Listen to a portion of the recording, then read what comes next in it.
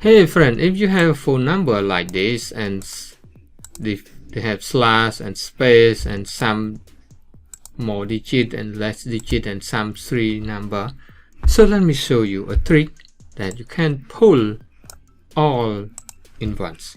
So first of all, let's just select that and then go to data and click column to text and choose determiner, next, and then here we got space, click space, and we have other, we don't have a comma or tab or semicolon, so just type this one slash, okay, and click next. You can see the preview and we can choose the format, so let's choose text, and our destination not there but here, so just delete it and select this one from C3 right here.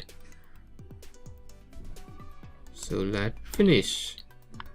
You can see we got here one more telephone number and here the rest. Okay, please like, share and comment.